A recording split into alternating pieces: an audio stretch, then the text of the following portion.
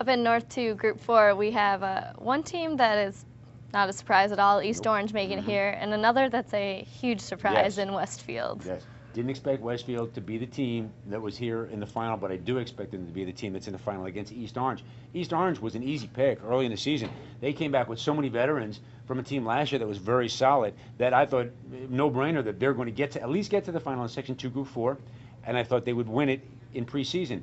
Their only bump was a loss against Montclair, a big loss, 35-7 a couple weeks ago, but I think that's a loss that really has taught East Orange how to prepare a little better for a big upcoming game. And Marion Bell, the head coach at East Orange, said exactly that. We were not prepared to play a big game against Montclair. We're going to be prepared from now on. East Orange just has too much speed defensively. They're outstanding. I mean, their linebacking core with Ramel Tisdale and Najee Williams is outstanding. More impressive is Zahir Aris and Latif Pendleton and the guys on the edge, the guys off defensive tackle and defensive end who just put constant pressure on the quarterback and on sweeps and stuff like that, and they open up things for the secondary with Shamir Moon and Rasul Douglas. So overall, this East Orange defense is just outstanding, and I don't know if the team can really handle them all the way into the final. But I tell you what, Westfield comes off an unbelievably impressive 35-7 win over Immaculata. Immaculata was in our top 10 last week. Immaculata's nicked up. Their quarterback is out right now. He didn't play that game, but I'm sorry. I don't care who's out if you're a top 10 team. A team that wasn't expected to even beat you 35-7, very impressive. James O'Rourke is a running back for Westfield. He has been outstanding all year.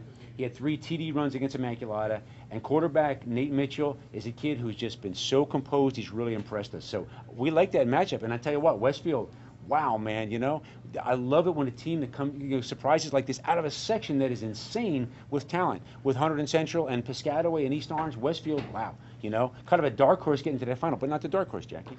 You mentioned Piscataway, it's a team that knows football. It's a team known for how well it knows football. You think that they could still make a run even though they're a lower seed here? How ridiculous does it sound to say dark horse Piscataway, dark horse Piscataway? They were undefeated. Doesn't fit. It doesn't fit, that's right. But they're the 8th seed, so they have to be. They were undefeated last year. They're the defending champ. They needed to win the last game of the season to get in here, and they had to beat a very good Sayreville team who we have talked about in a Central Jersey Group 4 segment to get here, and they did. They got it done. The thing about Piscataway was their front line had to mature. They lost a lot of people from that championship team last year, but they're loaded with skill, and it starts with Nadir Barnwell, their outstanding junior quarterback. He can make things happen, and he does make things happen, and he's going to make things happen in the continued weeks. I really like this team. And Tevin Shaw and everybody else on this Piscataway team, there's so much talent. They're the 8th seed, but these kids were here last year. So many of them were here last year when they won it all.